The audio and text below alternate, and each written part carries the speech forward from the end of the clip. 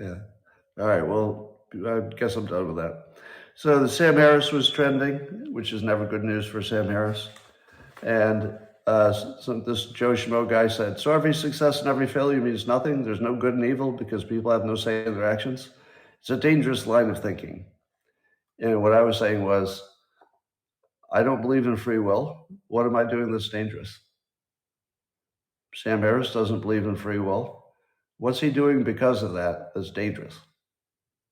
Are we committing some crimes because we don't believe in free will? No. You act exactly the same if you believe in free will or not. So it's not dangerous. It's the opposite of dangerous.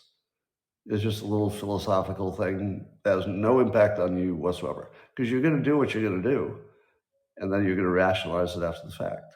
Always have, always will. Doesn't matter if you know it.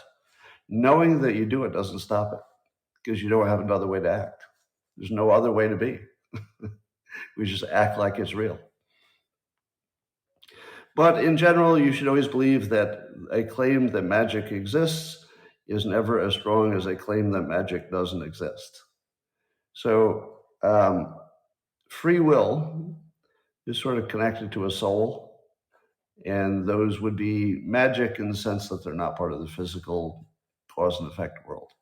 So I'm going to call magic anything that's outside of physics, basically. So it might exist, but it'd be outside of physics. So if you're going to ever guess the likelihood of something, the person who says you're only imagining that there's magic, it doesn't really exist, is going to be right so far every time. 100% record. Never been wrong yet that magic isn't real. So, but more to the point, when Joe Schmo says, but there would be no meaning to life if we don't have free will, it's deeper than that. There's no meaning to meaning. You don't have to worry that there's no meaning to life, because the word meaning doesn't have meaning. Is that anybody on that page? Do you understand that there's no meaning to the word meaning? What's that mean? So not having it doesn't mean anything, and having it doesn't mean anything. But I'll tell you what feels like meaning. And this is actually one of the most useful things you'll ever hear. What feels like meaning is anytime that you're close to the mating process. You'll always feel like you have meaning. For example, you could be, terribly unhappy in your day-to-day life, in your family life, but if you're part of a process of raising young people into older people, you have meaning.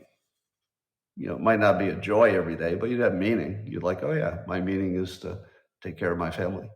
So if you're, dating, you feel like you have meaning. If you're working out at the gym so that you could be healthy, so that somebody will want to mate with you, that's part of the mating process.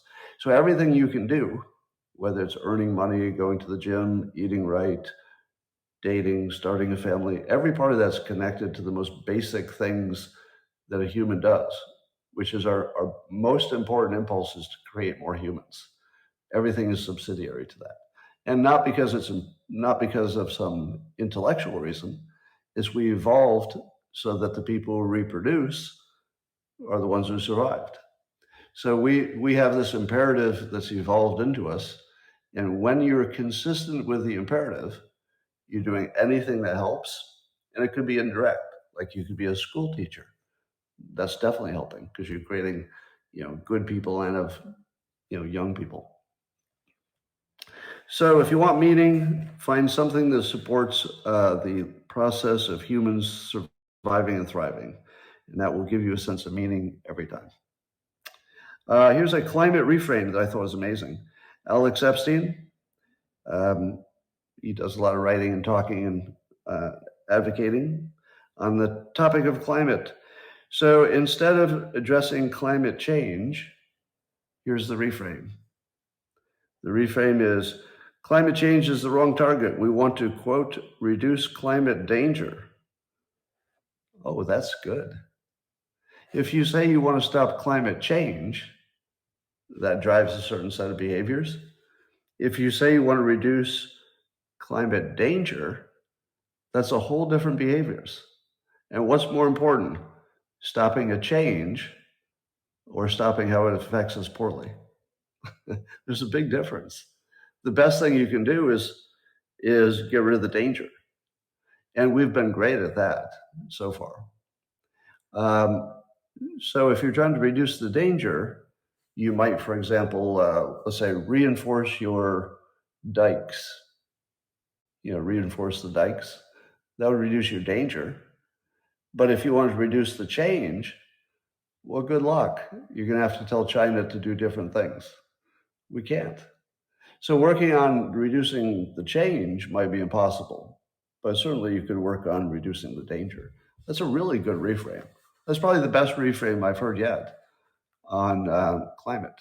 And it was right there. It was sort of obvious, but it took until Alex said it out loud that it made sense. So apparently Hunter Biden came up with some conspiracy theory defense for his tax charges, his not paying taxes charges. And the idea was that the only reason he's being charged, or maybe there's a little special attention on him, is because the Republicans are pushing it. So that was Hunter's defense, in part, that it's because the comments just stop. Oh, there we go. That it was really the Republicans and Trump was really behind it because they're making a big political thing out of it, and it wouldn't be such a big deal if not for that. But that was rejected, and here the quote of how it was rejected is kind of funny. The defendant fails to explain how President Biden or the Attorney General, to whom the special counsel reports, or the special counsel himself, or his team of prosecutors, are acting at the direction of former President Trump or congressional Republicans, or how this current executive branch approved allegedly discriminatory charges against the president's son at the direction of former President Trump. It is pretty funny that he's saying the only reason he's being charged is because Republicans, and Republicans have no power. It's entirely the Biden administration doing all of it, their own appointees, and he's still claiming it's the damn Republicans. Anyway, let's talk about the TikTok ban, which might have something to do with why my internet doesn't work. I don't know. But both Trump and Vivek have now come out opposed to banning it. So Vivek and Trump are both opposed to banning TikTok. And Trump used to be in favor of it. On top of that, Rand Paul and Thomas Massie are both against banning it. Now, what do those four people have in common? Rand Paul, Thomas Massie, Vivek, and Trump. Well, I haven't heard from Trump directly, but I can say that Vivek, Rand Paul, and Thomas Massie have something in common, that they talk about TikTok as a data security problem, when that's not the problem. It's just one of them. The problem is persuasion. That's the dangerous part. And they all sort of obviously ignore the obvious. I mean, it's just the biggest thing, and they just act like that's not the thing. Now, if these were stupid fucking idiots, what would I say is the explanation for why they can't seem to understand this simple concept? I would say they're fucking idiots, right? If De Niro said this, I'd say, oh, you fucking idiot. You don't even know that persuasion is the main problem. Suppose, I don't know, some Democrat said it. I'd just say, you fucking idiot. But what happens if Rand Paul, Thomas Massie, and Vivek are all on the same side and all very, very consciously and knowingly ignoring the biggest part of the story? How do you explain that? There's only one way. And it's not that they're stupid. Yeah. Apparently the CIA has already penetrated TikTok and can get everything it wants. And maybe they have some value because if you're inside any of the social networks, then you can track all the terrorists and the bad guys and do all the things that the CIA needs to do. So my guess is that they've already figured out how to corrupt it without owning it. Otherwise, there's no way that Trump would have changed on this. Right? You know, a liberal woman who screamed in your face, Scott Adams is an idiot.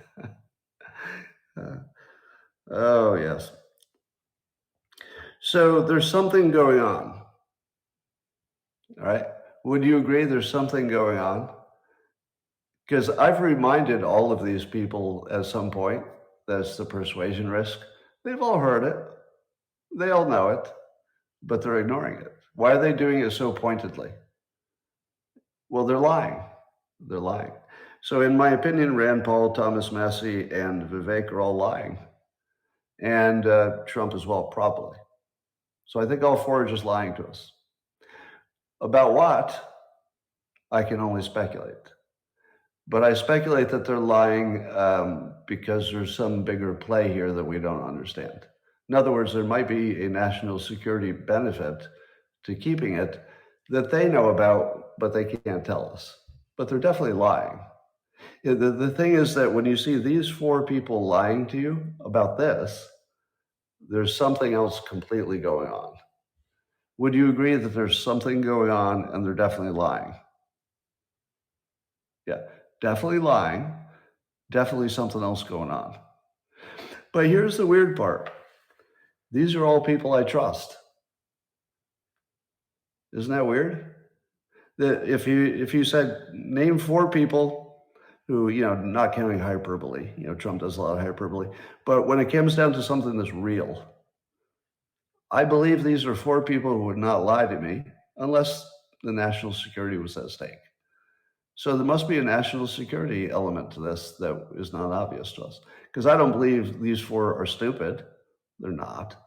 They're the most brilliant people around. And they definitely know what the real problem is, the persuasion. So they must have gotten a handle on it. The CIA must be driving more than we know. Maybe they have actual functional control of the algorithm by now. Kevin O'Leary said that there's no way TikTok's going to be banned because if it is forced to be sold, which is one of the options, they have to either shut it down or sell it to an American.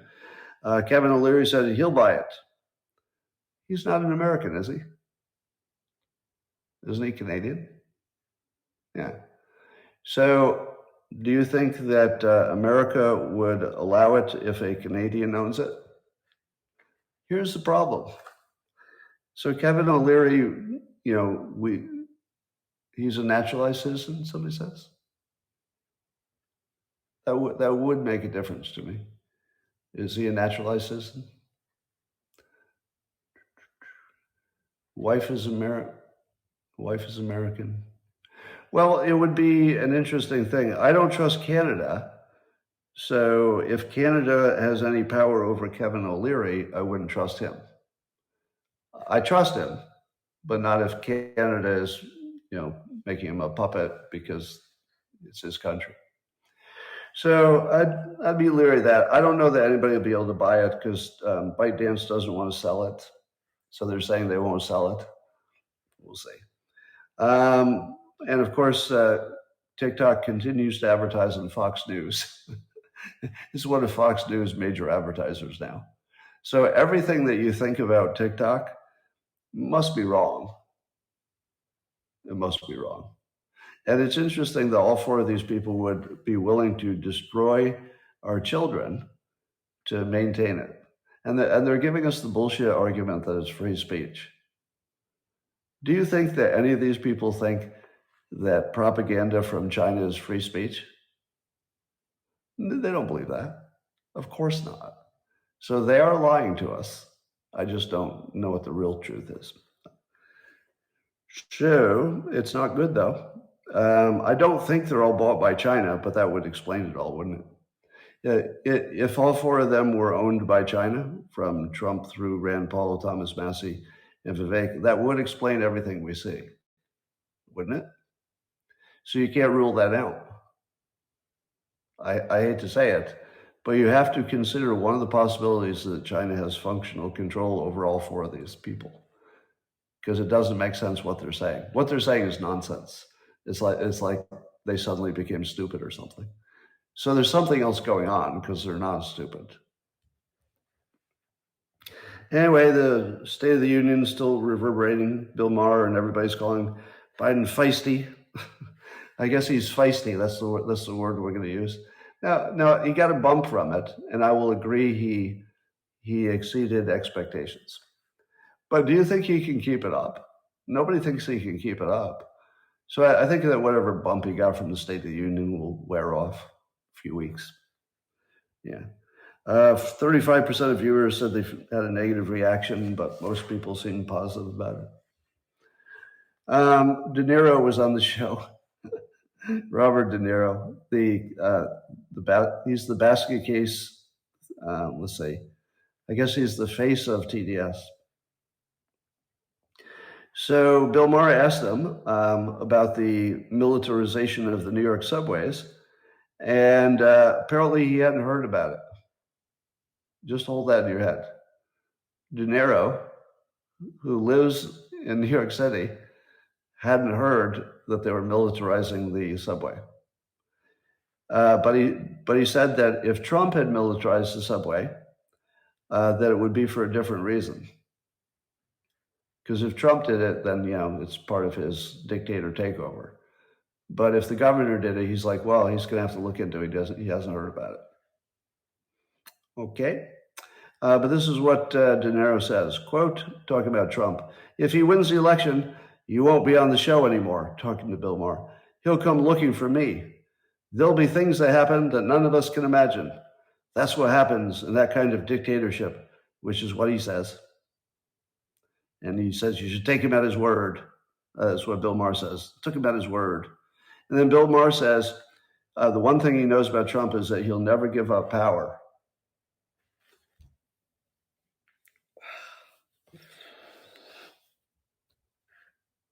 He's not the president. He gave up power. He had no plan whatsoever for any kind of military takeover. There's no evidence that he ever planned anything except finding out for sure whether the election was rigged. How in the world does TDS guard Bill Maher sit there and say, I knew he would never give up power, when he watched him give up power? Now, he tried, of course, to cling to power with, a political process. But if all it is a political process, why are we afraid of it? We're supposed to do political processes. Wow. So here's why De Niro probably doesn't know a single Republican. Let me speak for every single Republican. May I? May I speak for every Republican? Who would be okay with locking up De Niro and Bill Maher because they say things you don't like? Which Republican would be in favor of locking them up for their opinions? You're lying. No, you don't believe that. You're being hyperbolic. You do not believe that you would lock them up for their opinions. Stop it. You just make it worse. None of you believe that. And you'd have to never have met a Republican to think that they would want to lock up anybody for having a bad political opinion. Yeah. Now, let's do it the other way. Let's suppose you did a poll. Do you think Bill Maher should be in jail for his political opinions? How many Republicans would say yes to that? None, except people joking, right? Some people would joke or something, but none, basically none. Now, imagine this. How many January 6th protesters who are nonviolent, should still be in jail? What do you think Democrats would say? They'd say all of them. They should all be in jail. This is another case of Democrats projecting. Democrats would project that Republicans would do what they've done to Republicans. Do you know why they think that Republicans might do it? Because they're talking about revenge. And apparently they're completely aware that revenge would make sense as a concept. Do you know when that makes sense? It makes sense when you're doing something that's so bad that revenge makes sense. So they're completely aware that what they've done is so bad that they need to worry about revenge. Now, you could argue, no, Scott, they think it's not, it wouldn't be legitimate revenge. It would be just bad people doing bad things.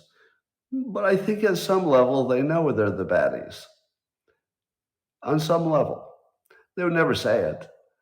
But there's no way you could watch your own team putting people in jail for protesting when we have a protest country, and to imagine that that wasn't complete Hitler-like activity. I think they know it on some level. So should they be afraid that a Trump dictatorship would get revenge and put assholes in jail just for free speech? It would be good revenge. But I would certainly do what I could to stop it, right? I don't want to live in a country where Bill Maher and Robert De Niro are in legal jeopardy. Legal jeopardy? We could take away their freedom because they had an opinion you don't like? No, I'm not going to live in that country. Now, if that happened, I would be in favor of assassination of the president. Let me say it directly. If Trump ever gave the order to round up De Niro and Bill Maher for their opinions, then I think the president should be assassinated. So, just in case you're wondering where I stand on it. That's never going to happen, so you don't have to worry about it. Like, it's never going to happen. It's just crazy, crazy shit. All right, the Maze account, M-A-Z-E, good follow on X platform, points this out. Said last night, talking about the State of the Union, Biden complained that the tax code is unfair, teachers are not paid enough, the cost of college is too high, America needs more clean energy jobs, Russia is out of control, and that the cost of healthcare is too high. That's what he said at the State of the Union. Let's see, what did he say during 2008 at the DNC? Biden said that Obama would reform the tax code, pay teachers more, make colleges and healthcare affordable, hold Russia accountable, and create a bunch of clean energy jobs. Well, at least he's consistent. He just doesn't realize that Obama didn't get it done, I guess. There's some thought. Laura Loomer says she's got a scoop that Vivek was favored to do the rebuttal to the State of the Union, but that Mitch McConnell vetoed that. And instead, they came up with Katie Britt, who is trending on the X platform simply for being terrible. And that's bad. And I think it's both Republicans and Democrats are hitting her the same. I haven't heard a single Republican say anything except this is a nightmare. This is terrible. Imagine showing that as your bench. The whole idea of, usually some up and coming person doing a good job in the rebuttal is that you're showing you have a deep bench, maybe you're preparing somebody. Now, correct me if I'm wrong, but although Obama kind of came out of nowhere because he was a junior senator, hadn't been in office very long, but when you heard him talk, you got it, right? The moment you heard Obama talk, you go, oh, he does have the goods. He's very inexperienced, relatively speaking, but yeah, he's got that presidential thing. Can you tell me what Republican or Republicans know Katie Britt and know her work and said to themselves, oh, she's going to light it up. She's going to give us some Obama-level charisma. How in the world did this decision get made? We should know who made this decision. I don't know if it was McConnell, but whoever made this decision is not capable. Would you agree? Whoever decided this was a good idea is not a capable person. I don't know how that happened. Well, the news today is that Lara Trump is going to be the co-chair of the RNC. Who's the chair? Did they pick a chair of the RNC? And I missed that news. Because they say the co-chair. Anybody? But have they picked somebody for sure? I haven't heard any news that they have a chair, much less a co-chair. Wally? Who's Wally? They actually did pick somebody? Well, I guess I'll catch up on that. A lot of people are saying Watley. It's a name I've never heard. Watley? Anyway, people are saying typically, oh my God, it's nepotism. How could you possibly hire a family member? Look at the disaster with Jared and Ivanka. So I saw that on X, because the disaster of Jared and Ivanka. What was that disaster? Let's see, we had Ivanka, who almost everybody agrees was a positive. She sort of a softer female version that Trump respected, gave him a little more perspective, I think. I don't think anybody complained about Ivanka, did they? Even once? I've never heard even one complaint. And Jared got to see Abraham Accords. What did he do wrong? I mean, you would almost think that hiring your family is a good idea if these were the only examples. Now let's talk about Lara Trump. Now, she's interviewed me a few times on Zoom, and my impression was very capable, very patriotic, very charismatic, all the energy in the world, connected to the right people. She's kind of great. Do you agree? Am I wrong about that? Yeah. To me, she seems like a strong choice, and we'll see. Anyway, John Brennan was on MSNBC saying that the intel community may not give Trump as a candidate. They might not give him all the good stuff because of his, quote, misuse of classified information. Now, when MSNBC brings John Brennan on to say that Trump isn't trusted by the intelligence community, what is that? That's exactly what it looks like. Yeah, Brennan is part of the current and ex-intelligence people who actually run the country. And MSNBC and NBC News are among the vehicles that they use for influence. So you're seeing the actual people who are in charge of the country. Once you see who's actually in charge, everything makes sense after that. Everything makes sense. All right, heard a little bit more about IVF. I was trying to figure out why some conservatives don't like IVF, but Trump's in favor of it. And the argument goes that the IVF, I guess you fertilize more than one egg to make sure you've got at least one good one, and that it's common practice to either freeze the extras or abort them. Some people would say the word abort because they're fertilized. Now, this is a problem for anybody who believes that life begins at inception. Inception would be the fertilized egg. So that's the argument. I was not aware of that argument because as you know, I do not believe in magic. And so it never occurred to me that somebody would think a fertilized egg has a soul. How many of you think a fertilized egg has a soul?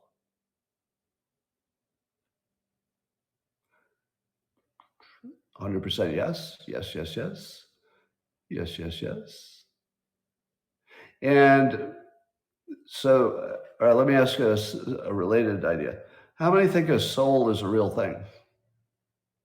How many thinks that a soul is a real thing? Yes, yes, yes. All right. Now, I do understand that belief and science are different things. So I'm very pro-religion, which means that I respect your opinions. Are you okay with that? Are you okay if I disagree, but I have complete respect for your opinion? And I have a lot of respect for anything that is erring on the side of life. I respect that. It's not the choices I would make personally in my own life. But when I see other people erring on the side of life, if there's any question whether it's life, got to save it, I'm glad I live among them. I'm glad I live among people who put life as their top requirement. But I also can see why people would have a different point of view. So you have my maximum respect, while I have a different view. Are you okay with that? Good. Then we understand each other. So now I understand what your point of view is. And there's no arguing whether a soul exists or a soul doesn't exist, right? There would be no point in that. And by the way, why would I want to do it? Why would I want to talk you out of that? For some convenience for myself? I don't know. There are a lot of things where you like the fact that there are people on the other side. There's like a useful tension. So one of the places that there's a useful tension would be, somebody who's pro-Trump and somebody who's against Trump, right? So it's useful that there are anti-Trump people. It's useful that there are anti-Biden people because it's the creative tension that allows you to do anything. Otherwise, you end up with a dictator. However, I've long predicted that AI is going to make us wonder about souls. Because once AI is indistinguishable from a human life, which is guaranteed at this point, we're going to have lots of questions about whether it has a soul. It's going to get complicated. Trump is getting a little more controversial lately. First of all, backing IVF, that might be a problem for his supporters. But also, he's full-throatedly pro-vaccine. Not pro-mandate, but he says the vaccine saved us from COVID. I know. You can say it in the comments. He says the vaccine saved us. Now, keep in mind he has to say that, because if it's not true, then he oversaw a mass murder. So Trump has to say it worked. He couldn't get elected, and his legacy would be destroyed if it didn't. Right? Now, how many of you would say it's fair to say that it did work briefly for older people, not during Omicron, but during the heavy phase? Is there anybody who believes that the science, when objectively looked at, shows more benefit than cost? Because that's the current scientific consensus, which doesn't mean anything.